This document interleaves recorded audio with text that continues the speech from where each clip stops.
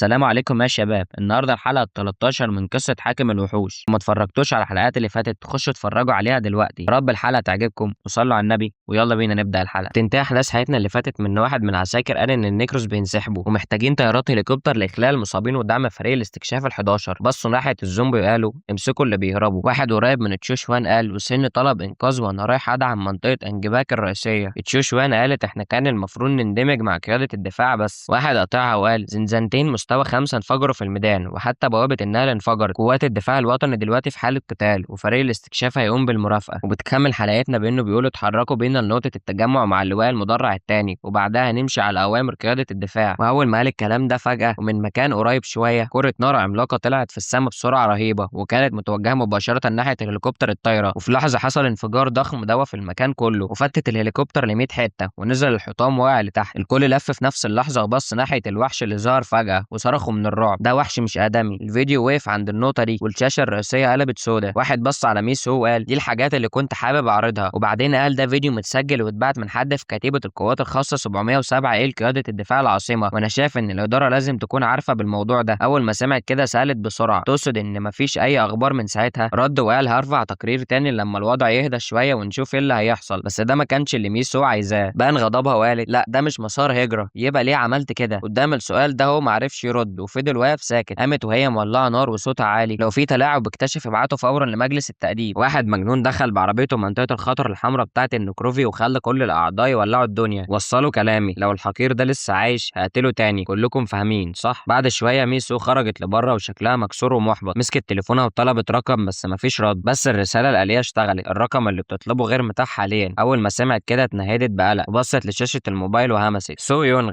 عامل ايه دلوقتي؟ ليه مفيش ولا يوم هادي؟ وعلى الناحيه التانيه كان في تليفون مكسور مرمي وسط بركه دم. في القاعده المعدات كانت مبهدله على الارض ومفيش حد باين. ومن مكان قريب دراع بني ادم مقطوع طار فجاه في الهواء وبعدها جسمه كله وقع على الارض. ضربه قويه كانت زقته بعيد والدم لسه بينزل بغرازه. ورا منه على طول اندفع وحش سيد السحالي بعنف نط عليه وكتفه في الارض وما سابلوش اي فرصه يتحرك. واول ما ضمن فريسته فتح بقه الواسع وكان مستعد يبلعه مره واحده. في اللحظه المناسبه شد الريموت كنترول بايده قوه وابتسامه غريبه ظهرت على شفايفه. واول ما الزر اتفعل القنبله اللي كانت مزروعه قبل كده انفجرت بنور يعمل عين. ضحك بصوت عالي ومجنون موت يا سحليه يا وقح. واول ما خلص كلامه انفجار يهز الارض دوا وقطع جسم سيد السحالي الاشلاء مش معدوده. الانفجار كمان دمر مساحه كبيره من الارض والدخان والتراب طلعوا لفوق بكثافه. راس سيد السحالي طارت بعيد ولسه الدخان طالع منها. من سونغ شاف المشهد واتصدم مش عارف يتصرف ازاي. وشه اتشد في تكشيره وفضل واقف مكانه كانه متسمر. واحد من الفريق استخدم مهارته فورا علشان يستطلع ناحيه الانفجار وبلغ بصوت عالي. تم انشاء بوابه في الموقع. الوقت 21 صباحا الاتجاه 9. العد التنازلي متبقي 10 دقايق و30 ثانيه. كل ما منسونج يفكر اكتر غضبه بيزيد وفضل يشتم يا وغد ايه الاهانه دي اصلا. في قياده دفاع العاصمه كل حاجه كانت ماشيه بهدوء غريب. قدام المبنى عربيه سودا كانت ماشيه على مهلها. اللي جوه العربيه كانت ميسو نفسها. ضغطت على زر في السماعه وقالت ايوه اتكلم. رد الصوت وسال انت قلت في 4 اصابات صح؟ ازاي هاجمتوا زنزانه مستوى 4 وعدد الاصابات يبقى كبير كده؟ رد وقال فريق الاستكشاف واحد رجع لكن في 2 ماتوا و2 اتصابوا بجروح خطيره وهم بيتعافوا دلوقتي. وبعدين قالت له انت قلت في 4 اصابات صح؟ ازاي هاجمتوا زنزانه مستوى 4 وعدد الاصابات يبقى كتير كده؟ وشرح وقال واضح ان الامور ما كانتش سهله. الفريق كله اضطر يتقسم علشان مهام استكشاف متوازيه. بنخطط نعيد التنظيم ونتجمع بعد ساعتين. ميسو كملت وهي سايقه هشوف اذا كان نقدر نبدل افراد فاستنوا لحد التجميع. اخبار الفريق التاني ايه؟ رد وقال لسه في اشتباك. ساعتها سالت فورا والادله؟ محدش لقى اي حاجه. قال القاعده اتهاجمت واحنا مشغولين باعاده استقرار وتامين. مفيش ظروف خاصه متعلقه بعناصر. الكلام ده حزنها ووشها باين عليه الانكسار. قالت بصوت واطي كده يعني؟ كمل وقال تم التاكد ان فرق الوقت ضعف. الفريق الاول قعد 48 ساعه جوه الزنزانه بينما هنا عدى 24 ساعه بس. يعني سرعه الزمن بتتضاعف. الوقت اللي سوهو قضاه جوه الزنزانه ورجع كان 10 سنين ولو سرعه الزمن الضعف يبقى هو قضى 20 سنه جوه الزنزانه. افتكر الكلام قبل كده علشان كنت محتاج ازرع نفسي حوالي 1000 سنه. ده يثبت ان ال1000 سنه اللي سوهو قال عليهم ما كانش كذب. لكن لو الزمن جوه الزنزانه ضعف يبقى الارض كان لازم يعدي عليها 500 سنه. استغربت وقالت في نفسها ازاي ال1000 سنه دول حصلوا اصلا. واول ما الفكره جت في دماغها ميسو قالت فورا سرعه تنظيف نقابات الحراس بقت سريعه زياده عن اللزوم. لازم نسرع تقدمنا حتى لو هنقوي فرق الاستكشاف. كل حارس خلص 50 مره تنظيف في حوالي 7 ساعات واحنا مش هنهاجم تاني زنزانه ارض الحارس مستوى 4. قال دلوقتي هم اتحركوا ناحيه مكتب الاداره علشان يحدثوا كارت المستيقظين. اول ما سمعت الكلام ده ميسو صرخت بدهشه ايه الغاره خلصت اصلا؟ وفي الطريق طريق عربية زرقاء كانت بتجري بسرعة وداخلة عمق المدينة. اللي سايقها كان جونهو. لوحة المعلومات كانت مبينة المستوى A0 DE 203 AB 1887. وراهم كان ميزونج جين وهان دونجو وجايشيك. والمعلومات بدأت تظهر واحدة واحدة. سو سأل جايشيك وقال له انت مش تعبان؟ جايشيك ابتسم وقال له لا، بس حاسس كأني لسه صاحي من حلم. الإجابة دي فاجئت سو شوية. جايشيك قفل عينيه على مهله من غير استعجال في الرد، وقال في نفسه 14 سنة وانا بتعب، ده غير زنزانة مستوى 4. واحد زي ما دخلش حتى زنزانة مستوى 3 النهارده خلص زنزانة مستوى 4 50 مرة. وفي نفس الوقت عدد محاربي السحالي اللي قتلتهم لوحدي يقارن بزعماء زنزانات مستوى 1 و2. 3 سنين وانا في قاع المجتمع ما وصلتش حتى للمستوى ايه. بس اول يوم ما انضم فيه لفريق سو طلعت للمستوى دي. لو كنت دخلت نقابة سيلا كنت دلوقتي في تدريب مجندين جدد. واول ما الفكرة جت في دماغه جايشيك عينيه وسعت وشه مليان سعادة وسأل ده مش حلم صح؟ سو رد بسرعة وقال له تحب اضربك؟ خض وقال له لا انا تمام. بعد شوية العربية وصلت اخيرا لموقف الركب، وجين هو قال وصلنا يا جماعة اصحوا. سو استعجلهم وقال يلا خلصوا بسرعة علشان نروح ناكل لوبيستا. جوه أوضة قياس القوة متعددة الأبعاد العيون ظهرت تاني في عقل سوهو. كانت بص عليه بتركيز وإشعار ظهر علامة استفهام بتراقبك. تم حفظ معلوماتك عند علامة استفهام. فضل ثابت مكانه بيفكر. كل ما المستوى بيعلى صوتهم بيبقى أوضح. سوهو افتكر كلام ميسو اللي اخترع جهاز قياس القوة المكانية هو الدكتور تودلر من المملكة المتحدة. أنا بعت إيميل بطلب إذن زيارة وهبلغك أول ما يجي الرد. عند الفكرة دي عينيه لمعت بعزيمة. أول ما الإذن يطلع هسافر المملكة المتحدة فورا. وقتها الإحصائيات ظهرت 488. الكل شاف الرقم واتصدم، بس قدام الإعجاب ده كله سوهو مردش ولا بان عليه فرح. قعد على مهله وهو محتار. هما لسه عارفين مستوايا دلوقتي؟ أنا الوحيد اللي بشوف معلومات غيري. لف وبص على الممتحن وسأله مين اللي عمل نظام نافذة الحالة؟ هان دونغو رد بدهشة نافذة الحالة مش بتظهر غير لما الواحد يستيقظ ويفتح متجر المخزون. والممتحن ضاف احنا بنسميها الحجر الحاكم. بعد الكارثة الكبرى كان عنصر أساسي قلب صناعة الطاقة المكانية. جايشيك لسه شكله محتار. هان دونغو قال فاكر إن سمعت عنها قبل كده. سو سأل تاني الحجر الحاكم وبدأ يشرح. بعد الكارثة الكبرى لوح حجر ضخم مكتوب عليه باللون الأحمر ظهر في مكان ما في شمال أوروبا. بعدها اكتشفوا إن المستيقظين هناك يقدروا يشوفوا نافذة الحالة. الناس رجعت وهي بتصرخ انقذنا يا حاكم. اللي عاشوا الكارثة قدسوا اللوح ده وقالوا إن الكتابة اللي عليه إلهام من الحاكم. وبعد ما الإلهام اتفك شفرته أجزاء كتيرة من اللوح اتوزعت على حكومات العالم. وعشان كده كل المستيقظين في العالم بقوا بيشوفوا إحصائياتهم من خلال نافذة الحالة. جزء من اللوح ده هو اللي بيتسمى وحدة المعالجة الكمبيوتر الحكومة المكاني، وبرضه بيتقال عليه الحجر الحاكم. كمبيوتر الحكومة المكاني اللي معمول من الحجر الحاكم هو اللي بيدير نوافذ الحالة بتاعة المستيقظين. الكل اتفاجئ جامد وقال ما كنتش أعرف. سو سأل طيب إيه اللي اتفك من الإلهام؟ الممتحن رد المعلومات العامة اللي بنستخدمها دلوقتي زي نظام المستويات وإزاي نستخدم الطاقة المكانية دي استكشافات من الزمن ده. سو وقف يفكر يعني كل ده خطة من الحاكم. وفي وقت متأخر من الليل المجموعة مشيت أخيرا. سو سأل ازاي اقابل الحاكم؟ هان دونغو رد وقال له مش بنقابله لما نموت. سو قال كده يعني كمل لو حد رمى قنبله نوويه وقت ما الزنزانه في حاله سكون يبقى مستيقظ. هان دونغو قال له لا الاستيقاظ بيحصل بس عند استخدام مواد مكانيه. سو قال له ايوه صح. وبعدها ابتسم وقال على اي حال مبروك للجميع على رفع المستوى. عينين جايشيك دمعت وقال حاسس كاني بحلم. سو قال له ما انت بتقول كده من بدري. جونهو اللي كان قاعد ساكت طول الوقت اتكلم وقال خدت بالي ان في مستوى مش ظاهر. هان دونغو صرخ بجد هو المستويات اتعدلت؟ سو لف وقال زنزانة قلعة المخ مستوى 5 لسه موجودة صح؟ رد وقال له ايه انت عايز ترجع هناك؟ سو ابتسم وقال قيمة البرية عندي زادت بما يكفي قرود ذئاب رمادية اكتر. لازم اضم افراد جداد للعيلة. هان دونغو سأل طيب نعمل ايه دلوقتي يا اخويا الكبير؟ رد وقال له روح استكشف مع جايشيك علشان يزيد خبرته اكتر. جايشيك ابتسم وقال له حاضر يا اخويا الكبير. هان دونغو تمتم وهو متضايق عربية سو بجد احسن حاجة. وبعدين صرخ فجأة صح دلوقتي بعد ما مستواي عالي المعاش بتاعي لازم يزيد هو كمان. جونهو دخل في الكلام وقال تشغيل الزنزانات ليوم واحد بس جاب كام واحد؟ وفجأة افتكر وقال صح انا غني دلوقتي. ميزونج جين قال انا شايف اني جمعت حوالي 5 مليار من زنزانة مستوى 4 النهارده. هان دونجو اول ما سمع كده ابتسم وقال يعني لسه فاضل 5 مليار حتى بعد ما رمينا كمية كبيرة من جواهر الدم 30% والباقي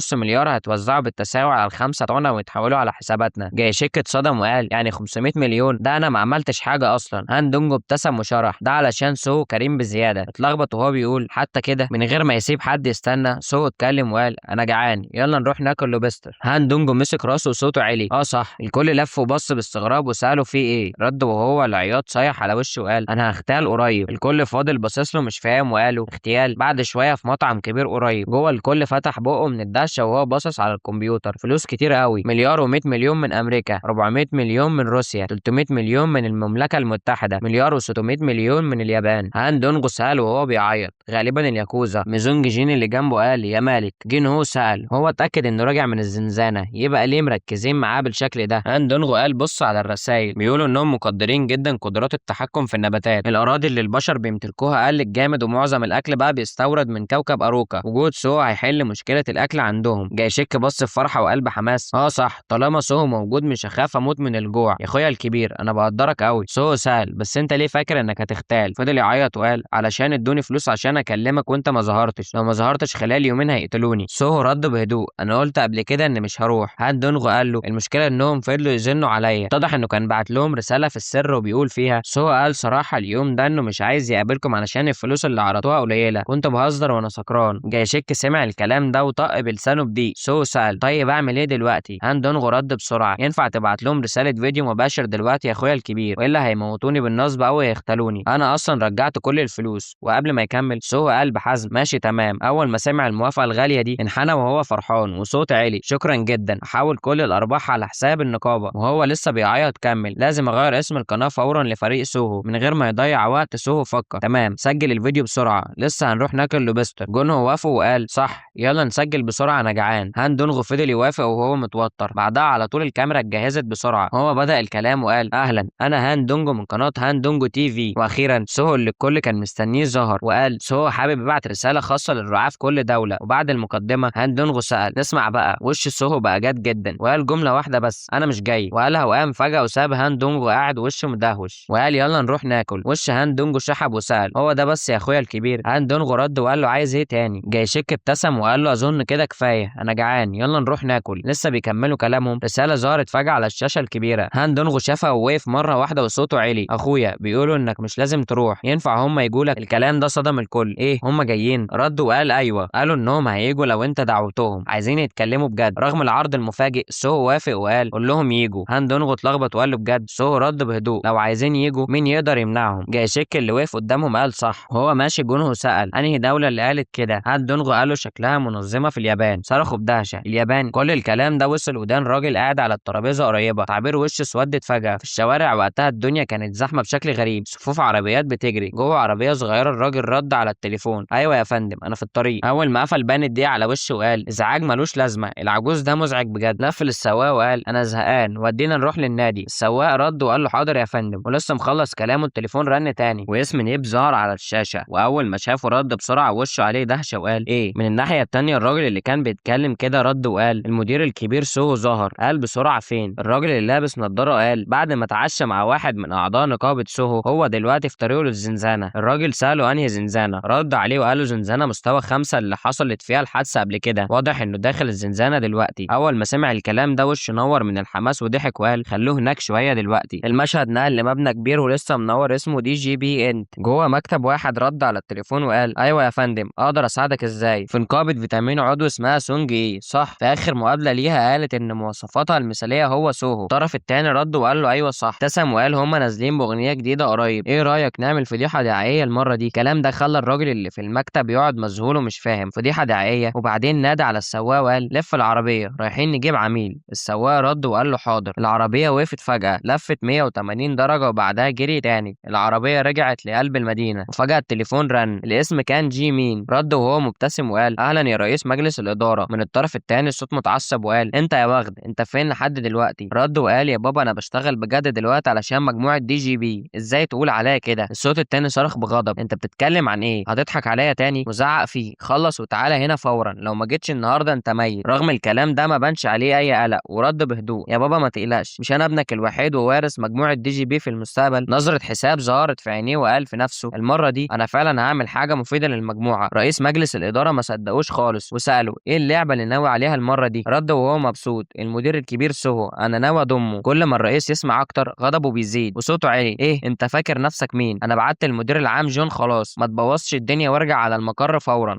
اول ما سمع كده صرخ بعصبيه اخر حاجه يا بابا انا كمان عندي خطه. الرئيس فضل يزعق وقبل ما يكمل كلامه قفل السكه في وشه نهد وقال بجد ليه مش واثق في ابنه؟ ولسه قافل المكالمه التليفون رن تاني. اللي بيتصل اسمها سونغي كانت سامعه موسيقى وقالت بابتسامه منوره اخويا انا وصلت. فرح وقال اهلا عامله ايه يا سونغي؟ راحت حته بعيده شويه وغطت ودانها وقالت قالوا لي انك هتعرفني على سوهو ده بجد؟ رد وقال انا في طريقي للمكتب دلوقتي استنيني عند المدخل الرئيسي. بعد شويه كلام المكالمه خلصت وقال بفرحه تمام فكره سريعه عدت في دماغه. المدير العام جون الثعلب العجوز ده فاكر انه هيسرق مجهودي. علشان توجه الشباب لازم تستخدم الشباب، حتى سوهو مش هيقدر يقاوم سونغ ايه من وكالة الاصنام فيتامين. لو نجحت مش هخاف من حد وهورث منصب ابويا في المجموعة وانا واثق. قال في نفسه مفيش غير الملوك اللي يقدروا يوقفوني. في نفس الوقت في حي مهجور ومقفول مغطى بالطحالب من كل حتة، فجأة شعاع نور ظهر في السماء، هليكوبترات واقفة في الجو وحوالين المباني وحوش جاهزة، وفجأة بدأوا يضربوا بوابل من أشعة النور. الأشعة دي اتفرقعت في كل الاتجاهات ودخلت جوه المبنى، ومن الأشعة الذهبية اتحولت لأقراص طايرة حمراء صغيرة بتتحرك في كل مكان. كل نقطة كان فيها جهاز فحص داخل في كل ركن، ومن الأقراص الطايرة طلع شعاع ليزر بيفحص حتى أظلم الأماكن. شاشات المراقبة ابتدت تعرض صور لا نهائية لوحوش واقفة بأعداد مهولة. ده عفريت وده كمان بجد، يعني احنا مش بنطارد خائن. واحد قاعد في الهليكوبتر سأل هو ليه محتاجين قوات نخبة زينا واحدث معدات علشان نلاقي قنبلة. اللي جنبه رد كنا في اجازة واتسحبنا شغل، نخلص بدري ونطلع نشرب. وهم بيتحركوا فجأة اكتشفوا حاجة، وشوشهم اتملت دهشة. شاشة الأشعة تحت الحمراء ورت صورة شخص قاعد في ركن بيت، وقال ده مش إنسان. ظبطوا الكاميرا ناحية الشمال، وأول ما شعاع النور وصل له صورته بقت واضحة. رفع إيده بسرعة يغطي وشه. أول ما فهموا إنه اتكشف شتم بغضب، يا أوغاد بعد ما استخدمتوني كده. من الهليكوبتر صوت عالي زعق خليك مكانك احنا جايين ناخدك. لكن قبل ما يحصل ده على الشاشة كمية وحوش ضخمة هجمت فجأة من العدم، وراهم ظل عملاق واضح إن الراجل محاصر. وفجأة قدامه مباشرة ظهر صورة وحش وهو بيسيل لعابه. الطيارة رجعت بسرعة لمكانها، لازم ننقذه. اتحركوا بسرعة من شدة الخوف، وهو في المكان رفع السلاح بتاعه بعشوائية وابتدى يضرب الوحوش مباشرة وهو بيصرخ. بعد ما وقع وحش كان قدامه قام فورا وابتدى يجري، بس الشياطين ما كانش عندهم أي نية يوقفوا وفضلوا وراه على طول. المسافة بينهم كانت بتقصر بسرعة، وصوت خبط تقيل كان مالي المكان. بره الهليكوبتر كانت وصلت وابتدت تنزل واحدة واحدة، وهو بيجري بجنون كان بيلعن ايه الحظ الوحش ده. واول ما خلص كلامه لف وضرب رصاصة مباشرة في دماغ وحش وراه فوقع على ظهره. ومع الضرب المستمر الوحوش وقعت فوق بعض واحد فوق تاني. استغل الفرصة وطلع على سلم علشان يهرب. فجأة وحش جري من مكان مش معروف، فتح بقه وطلع زئير مرعب. في اللحظة دي وهو مركز بس في الجري ما خدش باله واتكعبل في درج، جسمه كله اتقلب ووقع على الارض وهو بيصرخ بألم. الوقعة المفاجئة خلت السلاح اللي في ايده يطير بعيد عنه، ملحقش يمسكه تاني. الوحش كان قرب ونط عليه عينيه شرسة متسمرة في الفريسة الطرية اللي قدامه. وفي اللحظة الحرجة دي صوت جه من وراه خلاه يتفاجئ. طلع ان فرقة مسلحة وصلت في الوقت المناسب، دخلوا بسرعة وكسروا باب الازاز برجليهم. الوحوش اتعمت من الضوء القوي، اتلخبطوا وغطوا وشوشهم بايديهم وابتدوا يتراجعوا. وصوت حازم اعلن دي فرقة اكس تابعة لمجموعة دي جي بي، استسلموا. ما كانش قدامه اختيار، عارف انه محاصر من كل حتة فقعد مكانه مستسلم لمصيره. في نفس الوقت في وسط المدينة عربية سوداء كانت ماشية بسرعة رهيبة كأنها طايرة، وفجأة تليفون العربية رن وفيه طلب يلاقوا اكس. اول ما سمع كده حد مد ايده بسرعة ورد. من الطرف التاني صوت هادي قال هنا الوحدة اكس، الهدف اتقبض عليه. الراجل اللي لابس نظارة هز دماغه وقال تعبتوه، خلوه في المخزن تحت حراسة شديدة. في المطعم اللي كان سوهو واصحابه لسه مخلصين اكل فيه، الموسيقى العالية لسه شغالة تحت. ابن رئيس مجموعة دي جي بي كان واقف ووشه كان باين عليه الغضب وبيصرخ ايه اللي بيحصل ده. الراجل اللي قصاده وطى راسه وقال بهدوء انا اسف. لكن الشاب كمل بعصبية ما قلت لك تخليه هنا لحد ما اوصل. الراجل وهو قلقان قال هو بالنسبة لكده، وافتكر اللي حصل من شوية.